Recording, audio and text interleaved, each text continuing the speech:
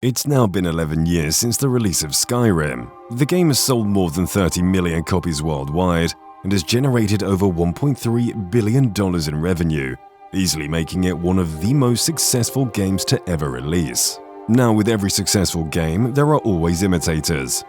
Except for Skyrim. Skyrim doesn't have imitators. There are no high-profile, first-person open-world RPGs like Skyrim.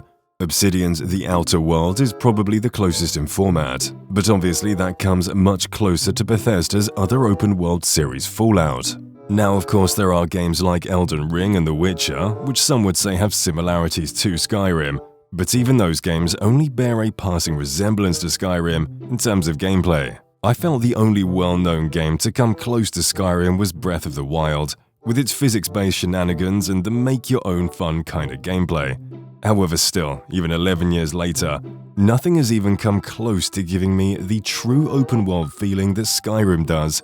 Until now. Last night I got bored and started browsing the Steam marketplace, looking for something different to play, when I came across an interesting game titled Isles of Adalar. This game immediately caught my attention due to its extremely close resemblance to the Elder Scrolls series. I mean, just look at the intro video displayed on their Steam page. You can't tell me this doesn't look straight out of Tamriel. Now, after playing this game for around 30-ish hours, I have to say I am completely blown away at the potential this game has.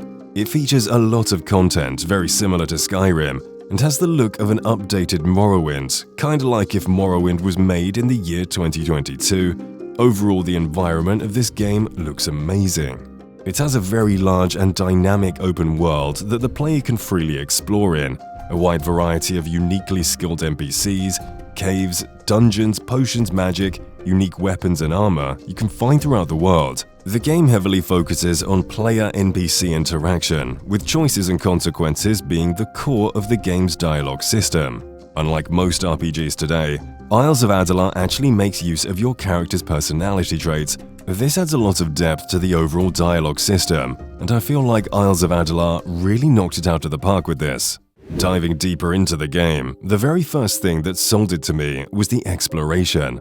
Isles of Adalar comes packed with a rich and vast world that's filled with mystical creatures and alien life.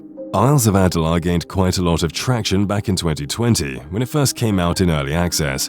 It took the RPG world by storm with its early gameplay and the extensive features inspired by the Elder Scrolls series. But it's been quite a while since the last time we got any real updates about the game. The last update Isles of Adalar received was back in February of 2022, in which the developers introduced new terrain, ocean shaders, dynamic occlusion, new biomes, a much improved character creator, and even improved some cutscenes to make the game look much better.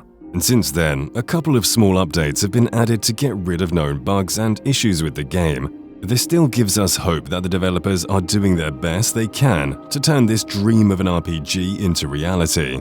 But of course, that takes time. So, is it worth playing?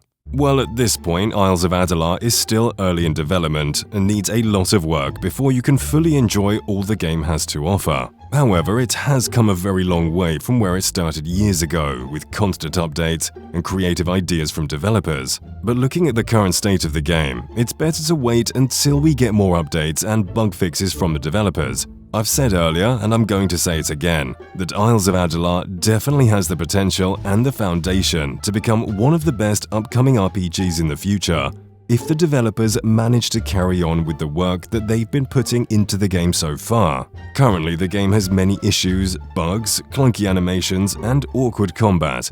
But I guess that's to be expected, since the game is being developed by a very small team of indie developers, and for such an ambitious project, they are going to need a lot of time and money to make this game perfect. But it really does have that special feel of an Elder Scrolls game that we don't really see anywhere else on the market.